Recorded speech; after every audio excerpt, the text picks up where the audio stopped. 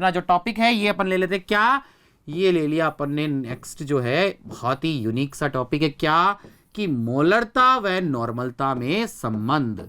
ये लीजिए, मोलरता व नॉर्मलता में संबंध, नॉर्मलता में संबंध। Clear guys?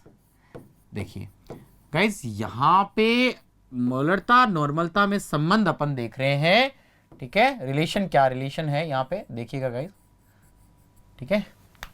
अब क्या रिलेशन हो सकता है इन दोनों के अंदर, तो ये भी अपन बता देंगे कि भाई बहुत ही सिंपल है, हम जानते हैं। और गाइस आपको एक बात बता दूं वैसे छोटी सी, आप जानते हैं क्योंकि मैंने बार बार कहा, आप लोग पूरे माइंड के साथ में यहाँ पे पूरा आपका जो फोकस है वो यही है, तो इसलिए आप जान चुके हैं क्या, एक दोनों में समानता भी मुझे नजर आती है। क्या?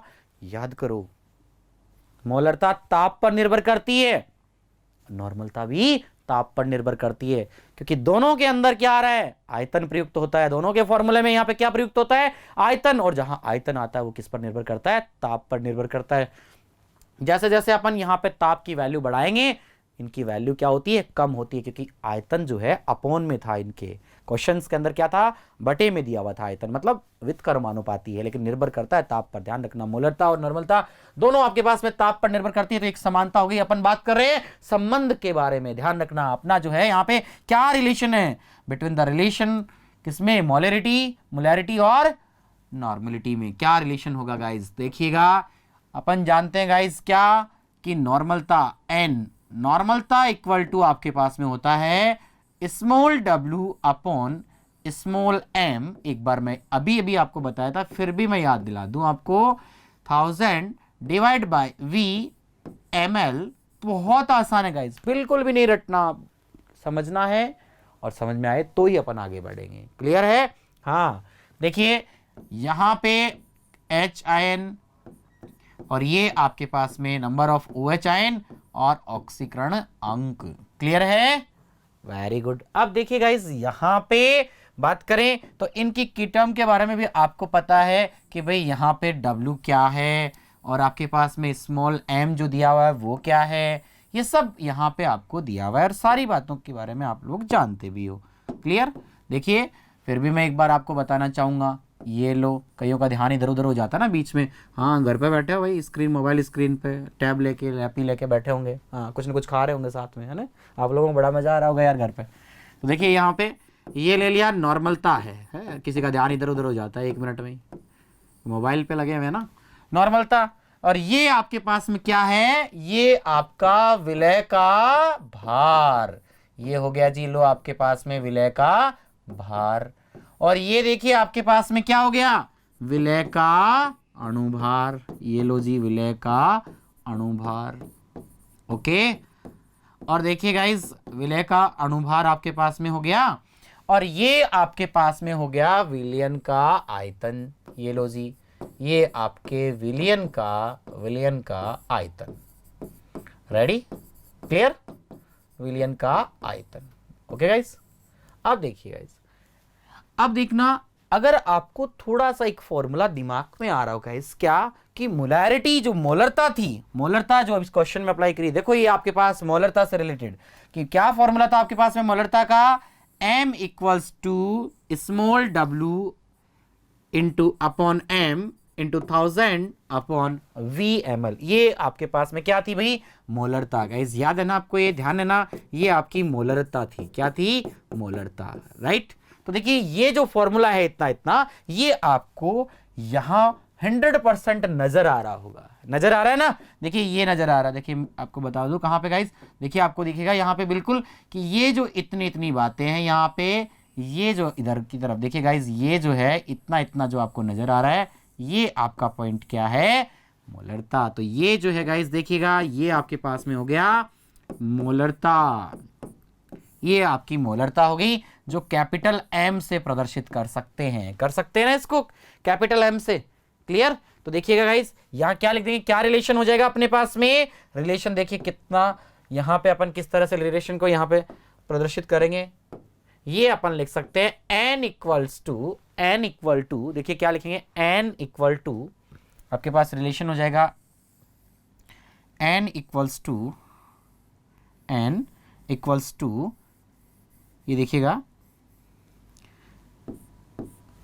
इसको क्या कह दिया अपन ने, m, तो ये आपका हो गया m इंटू एच आयन या ओ एच आयन या फिर ऑक्सीकरण संख्या। क्लियर है गाइस? तो देखिएगा ये आपके पास में आ गया, दोनों में सबसे मेन रिलेशन क्या है, इसको अपन एन फैक्टर तो बोल ही सकते हैं। तो गाइस ये आपका हो गया, दोनों के अंदर रिलेशन हो गया। ये देखिएगा ये जो है ये आपके पास मोलैरिटी, मोलरता और नॉर्मलता में क्या हो गया भाई, रिलेशन अपन ने निकाल लिया कि नॉर्मलता इक्वल टू मोलरता into H ion O H ion या ऑक्सीडेशन स्टेट। क्लियर है? ऑक्सीकरण अंक। ओके गाइज, यहां तक क्लियर है आपका अच्छे से? गुड। अब देखिएगा अपन बात करते हैं नेक्स्ट जो पॉइंट आता है गाइज अपना, वो इस पे किस तरह के क्वेश्चंस आ सकते हैं एग्जाम में, डायरेक्ट क्वेश्चन कैसे करने होंगे, इस फॉर्मूले पर किस तरह से क्वेश्चन आपको पूछे जा सकते हैं। देखिएगा क्वेश्चन आपके सामने, ये लीजिए आपकी स्क्रीन पर आपका क्वेश्चन है, देखिएगा ये लीजिए गाइज आपका क्वेश्चन आपका वेट कर रहा है। ये लो क्वेश्चन नंबर फर्स्ट इसी पैटर्न पर है कि 0.1 m सपोज m NaOH विलियन की नॉर्मलता ज्ञात करो, विलियन की नॉर्मलता ज्ञात करो। पहला क्वेश्चन गाइस, ठीक है? देखिएगा कैसे करेंगे, बहुत ही सिंपल सा सीधा सा कि n इक्वल टू हम जानते हैं m into number of H ion O H ion या ऑक्सीडेशन अंक। क्लियर? तो n इक्वल टू आपके पास में हो जाएगा 0 पॉइंट कितना दिया हुआ है 1, ये रहा 0.1 इंटू OH कितने हैं इसमें 1, तो आपका आंसर आएगा 0.1। लेकिन ध्यान रखना n इक्वल टू निकाला, लेकिन अपन ने क्या, ये दिया हुआ m था, निकाला क्या n, तो ये आएगा n। क्लियर है? तो देखिए गाइस यहाँ पे मोलरता और नॉर्मलता क्या आ गई, एक जैसी एक समान आ गई। करेंगे अभी बात इस पॉइंट पे भी, रुको एक बार चर्चा करेंगे, पर एक दूसरा क्वेश्चन और देखते हैं यहाँ पे। ये लीजिए गाइस क्वेश्चन नंबर सेकंड आपके पास में आपका है, ये लो 0.2 m HNO3 या HCl ले लिया, HCl विलियन की नॉर्मलता ज्ञात करो, n आपको ज्ञात करना है। क्लियर? क्वेश्चन समझ में आ गया गाइस? Ready, good. देखिए क्या है आपके पास, क्या आंसर होगा कि n इक्वल टू यहां पे m into H plus ion OH ion और ऑक्सीडेशन नंबर। क्लियर? तो यहां n इक्वल टू आपके पास में क्या आ गया, m कितना दिया हुआ है 0.2 इंटू एच आयन कितने HCl में 1, तो 1, तो आपका आंसर होगा 0.2n। क्लियर है गाइस? देखिए यहां भी आपका आंसर ये था। यहां आपकी बात करें मोलैरिटी के बारे में, मोलरता से रिलेटेड यदि मैं बात करूं तो भी आपके पास 0.1 थी। क्लियर? यहां देखिए आपका आंसर यही है सेम, और आपका मोलरता का आंसर, ये भी मोलरता भी इतनी दी हुई थी, नॉर्मलता भी यही आई है, तो जरूरी नहीं है ऐसा सेम है, अलग अलग भी आ सकता है, लेकिन बताएंगे अभी क्या है। देखिए क्वेश्चन नंबर थर्ड और देखते हैं। देखिए गाइस तीसरा जो क्वेश्चन है अपना, ये है question number third.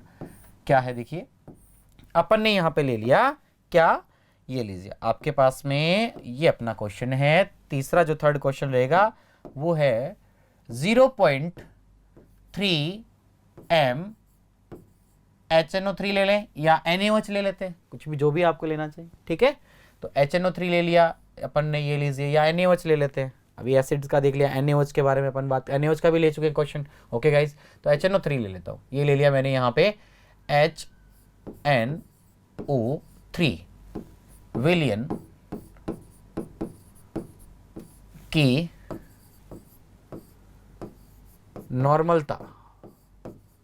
नॉर्मलता capital N, ये आपको ज्ञात करनी है। क्लियर? तो देखिए आंसर क्या होगा, किस तरह से करेंगे क्वेश्चन, ये आपका आंसर होगा। कैसे? बहुत ही सिंपल सा, क्या आप जानते हैं n equal to m into N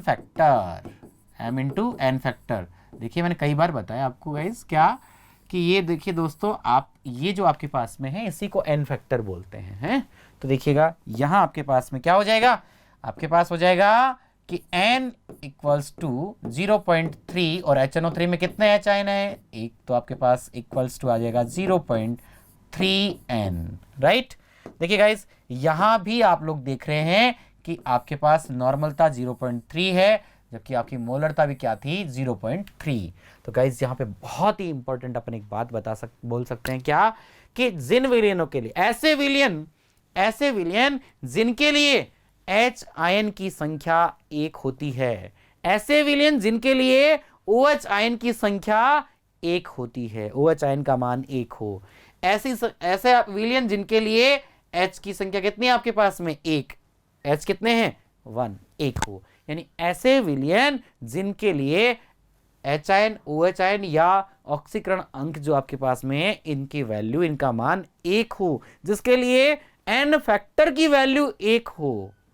okay guys, ऐसे विलियन जिनके लिए n फैक्टर की वैल्यू 1 हो, उन विलियनों की मोलरता और नॉर्मलता दोनों क्या होती हैं, समान होती हैं। क्लियर, देखिएगा, जितनी आपके पास मोलरता उतनी नॉर्मलता, जितनी आपके पास मोलरता उतनी आपके पास नॉर्मलता, जितनी आपके पास में यहां पे मोलरता है वही आपके यहां पे क्या है, आपके पास नॉर्मलता है। तो गाइस क्लियर, रेडी। देखिएगा, यहां अपन लिख सकते हैं कि ऐसे विलियन, ये लीजिए अपना एक पॉइंट यहां पे अपन मेंशन कर देंगे इसको, कि ये अपने पास इसका कंक्लूजन है। चलो नेक्स्ट स्लाइड में लिख देते हैं इसको अपन। तो ये अपन ने नेक्स्ट स्लाइड ले ली गाइस, ये लीजिए आपके पास में। देखिए आपका जो पॉइंट है, इस पॉइंट को यहां मेंशन करना चाहेंगे, क्या है आपके पास आपका पॉइंट, कि वे विलियन या ऐसे विलियन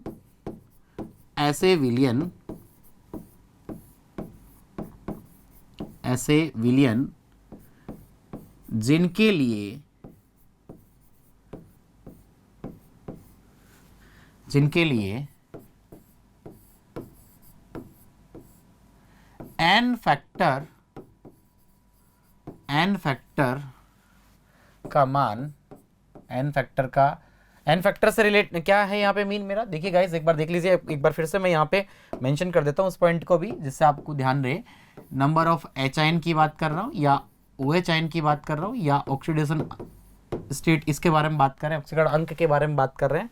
क्लियर, तो देखिएगा यहाँ पे आपके पास में n फैक्टर का मान 1 हो, 1 यानी 1 हो,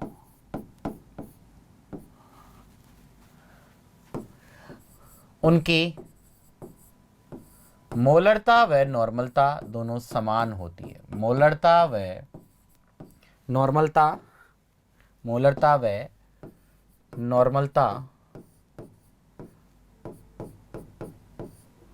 समान होती है।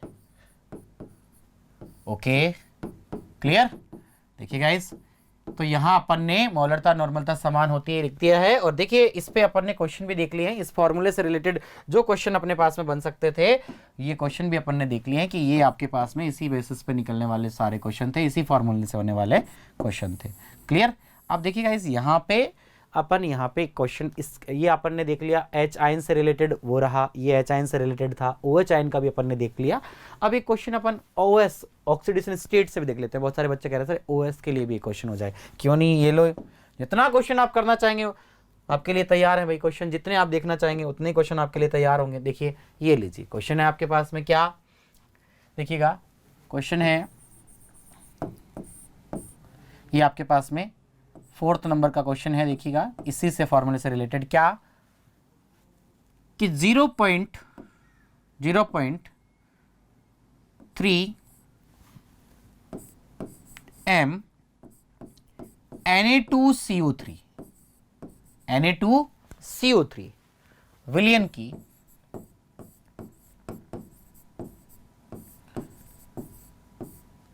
नॉर्मलता आपको क्या करनी है, ज्ञात करनी है।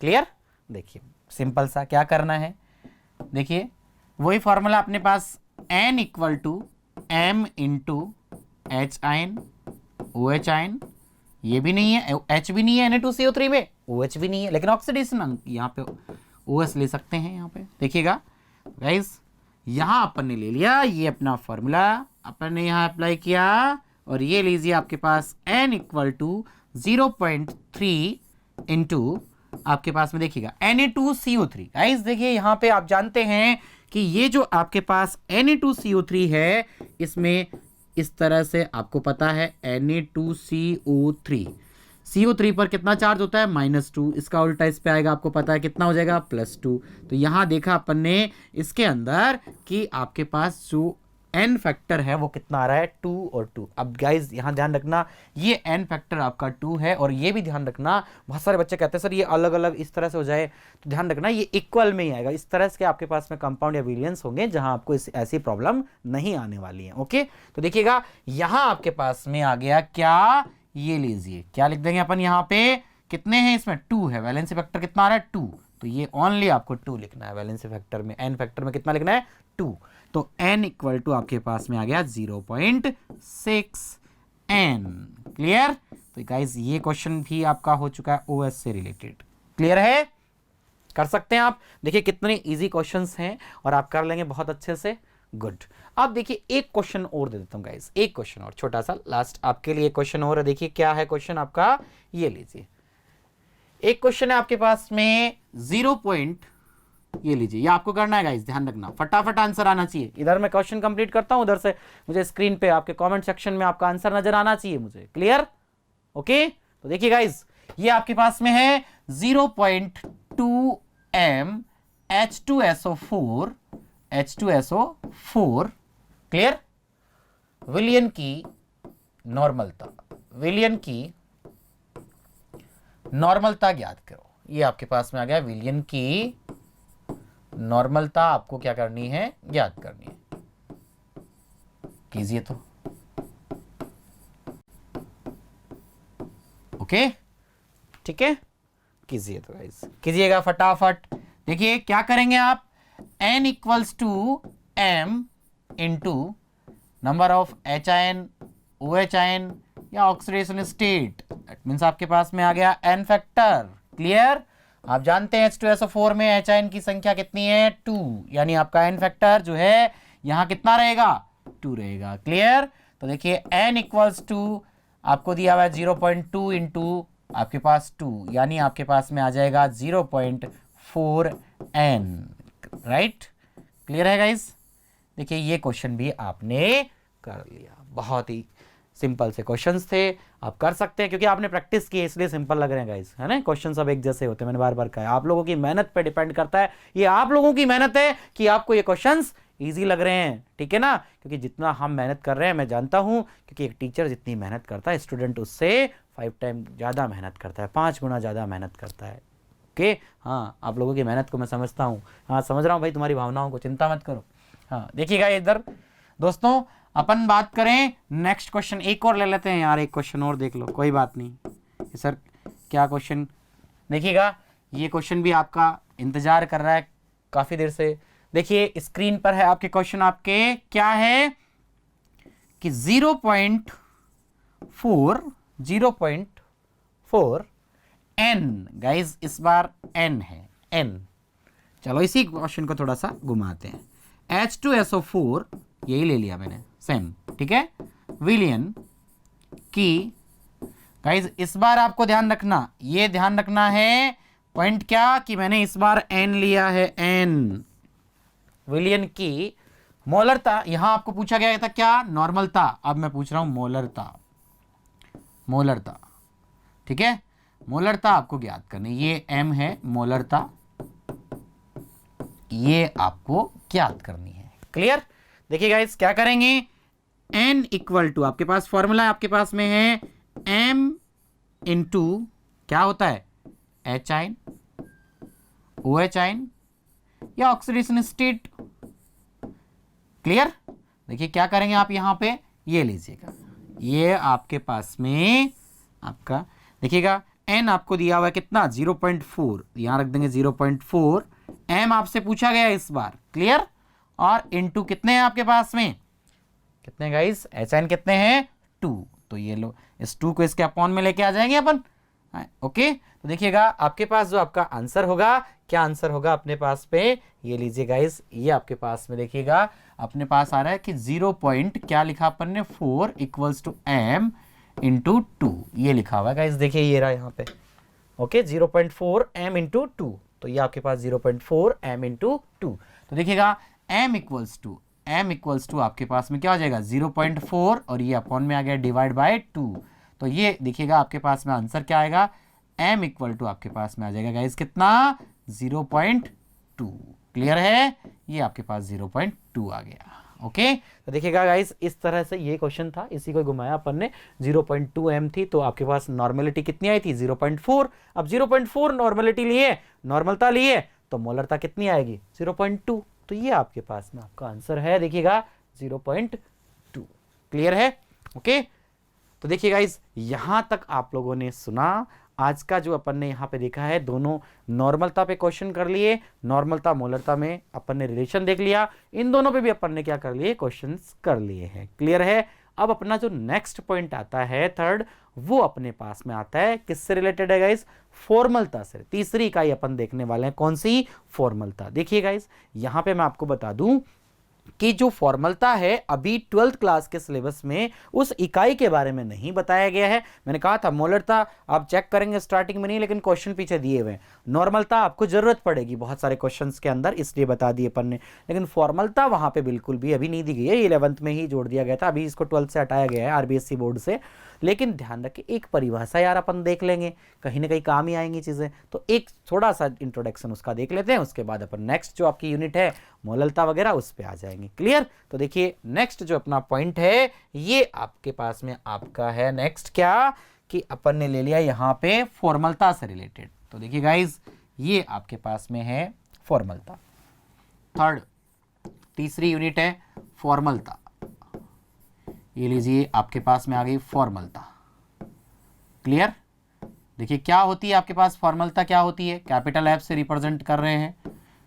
जैसे अपन ने कहा कि देखिए फॉर्मलता के अंदर गाइस, फॉर्मलता के लिए आपको बता दें यहाँ पे, जैसे अपन ने मोलरता में पढ़ा कि 1 लीटर विलियन में उपस्थित विलय के ग्राम मोलों की संख्या, नॉर्मलता में पढ़ा 1 लीटर विलियन में उपस्थित विलय के ग्राम तुल्यांकों की संख्या, और फॉर्मलता में अपन पढ़ेंगे क्या कि 1 लीटर विलियन में उपस्थित विलय के ग्राम सूत्र भारों की संख्या। पूरे फॉर्मूले का मास आता है, पूरा फॉर्मूला का वेट आता है, तो अपन सूत्र भार कहेंगे, उसे कहेंगे सूत्र भार। तो यहां लिख देंगे कि आपके पास में देखिए क्या हो जाता है, ये अपन यहां पे इस तरह से लिख सकते हैं क्या, कि F इक्वल टू आपके पास में होता है N।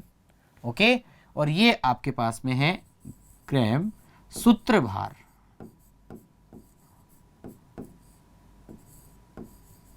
ओके अपॉन V, ये आपके पास में है लीटर। क्लियर, आयतन हो गया। ओके गाइस देखिएगा यहां अपन इस तरह से गाइस इसको लिख सकते हैं कैसे, कि आपके पास हो जाएगा कि 1 लीटर। क्लियर, देखिएगा ये अपने पास में बन गया अपना फॉर्मूला, इसी से अपन डेफिनेशन देंगे। सारी डेफिनेशन अपन ने इसी फॉर्मूले से बना के इस तरह से अपन ने दी है, तो इसकी डेफिनेशन भी अपन इसी से देना चाहेंगे गाइस। देखिएगा अपने पास में क्या हो जाएगा कि एक आपके पास में कि 1 लीटर विलियन में, 1 लीटर विलियन में उपस्थित विलय के ग्राम सूत्रभारों की संख्या, विलय के ग्राम सूत्रभारों की संख्या, सूत्रभारों की संख्या, विलय के ग्राम सूत्रभारों की संख्या गाइस, विलय के ग्राम सूत्रभारों की संख्या, सूत्रभारों की संख्या क्या कहलाती है, ग्राम सूत्रभारों की संख्या फॉर्मलता कहलाती है। ये लीजिए फॉर्मलता कहलाती है। इसे कैपिटल एफ से प्रदर्शित किया जाता है गाइस। किससे प्रदर्शित किया जाता है इसको, कैपिटल एफ से। तो देखिएगा इसे कैपिटल एफ से प्रदर्शित किया जाता है।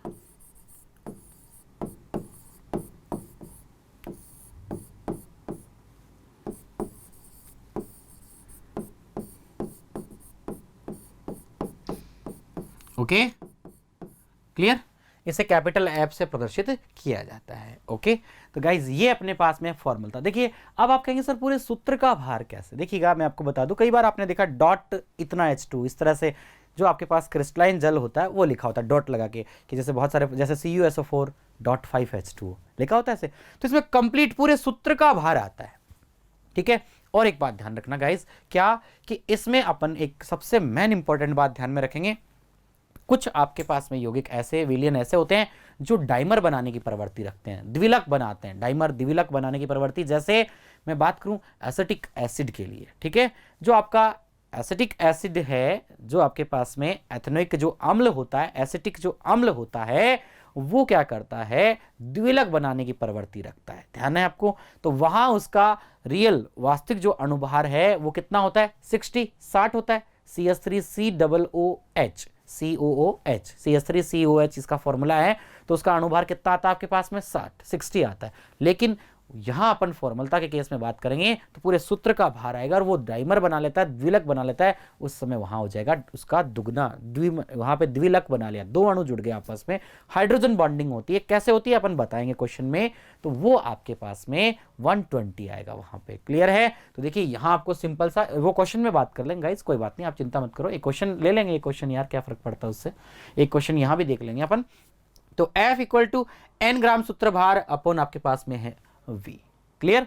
अब देखिए यहां अपन बात करें कि ये जो है ये किस तरह से अपन ज्ञात करते हैं, जो ग्राम सूत्र भार है उसको कैसे फाइंड आउट किया जाता है। तो ये देखिएगा, इसके लिए मैं आपको बता दूं गाइस, ये लीजिए आपके पास में पॉइंट है कि N यहां पे अपन लिख सकते हैं N ग्राम जो सूत्र भार है इसको आप इस तरह से निकालेंगे, कैसे कि भार, विलय का भार, ध्यान रखना विलय का भार स्मॉल w से अपन ने प्रदर्शित किया है, विलय का, ये आपके पास में गाइस विलय का भार है। ओके, तो देखिएगा ये आपके पास में हो गया विलय का भार अपॉन आपके पास हो जाएगा सूत्र भार। क्या हो जाएगा भाई? सूत्र भार। गाइस क्या लिख देंगे यहाँ पे? सूत्र भार। ओके, तो यहाँ अपन लिख देंगे, ये लीजिए आपके पास में सूत्र भार। Okay, ready? देखिएगा यहां अपन कर देंगे F = यहां पे लिख देंगे भार यानी कि W, ये W लिख देते हैं यहां पे अपन इसकी जगह, तो स्मॉल w अपॉन, ध्यान रखना सूत्र भार। क्लियर है? सूत्र भार, और देखिए इनटू V को लीटर से ml में यही कन्वर्ट कर लेते हैं गाइस, तो 1000, और ये आ गया V किसमें, ml में। क्लियर है आपको? बहुत अच्छे से क्लियर हो गया ये। तो देखिए इस तरह से अपन यहाँ पे फॉर्मलता भी निकाल सकते हैं। अब देखिए ये केवल मोलरता और फॉर्मलता में इतना सा डिफरेंस आ रहा है। मोलरता में यहाँ आपके पास क्या होता है, आपके पास में अणुभार, यहाँ आपके पास में क्या होता है, सूत्र भार होता है। दोनों में क्वेश्चन किस तरह से बनेंगे, क्या डिफरेंसेस हैं, ये सारी बातें अपन करने वाले हैं अपनी नेक्स्ट क्लास में। तो बड़ा ही मजा आया होगा आपको, यहाँ तक सब कुछ समझ में आ गया होगा आपको। अगर कोई पॉइंट ऐसा है जो आपको ऐसा लगे तो आप कमेंट सेक्शन में लिख सकते हैं, आपको आंसर मिलेंगे उनके। और गाइस देखिएगा यहां जो इस पे किस तरह के क्वेश्चन मिलेंगे, दोनों में क्या डिफरेंस है, मोलरता में किस तरह से यहाँ पे फॉर्मलता में दोनों में अंतर रहेगा, ये सारी बातें अपन करेंगे अपनी नेक्स्ट क्लास के अंदर। तो यहां तक हमारे साथ बने रहने के लिए आप सभी लोगों का बहुत बहुत अपेक्स परिवार की ओर से, मेरी ओर से बहुत बहुत धन्यवाद, थैंक यू। और दोस्तों हमारे चैनल को लाइक कीजिए, सब्सक्राइब कीजिए और ज़्यादा से ज़्यादा शेयर कीजिए और बेल आइकन को प्रेस कीजिए, जिससे आपके फ्रेंड्स भी इसका मजा ले सके। Thank you. सब्सक्राइब करें हमारा Apex Classes Edutech YouTube channel, साथ ही बेल आइकन को क्लिक करना बिल्कुल ना भूलें, ताकि आगे आने वाले सभी यूट्यूब वीडियोस की अपडेटेड नोटिफिकेशंस सबसे पहले आपको मिले। Apex Classes Edutech, subscribe now.